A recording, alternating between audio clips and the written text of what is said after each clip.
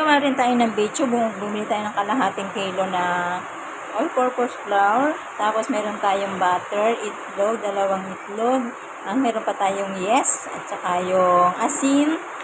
So, ayan. Minix natin 2 itlog. Minix natin, ayan.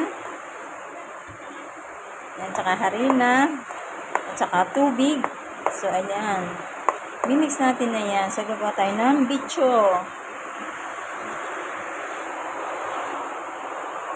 Gawa tayo ng bitcho.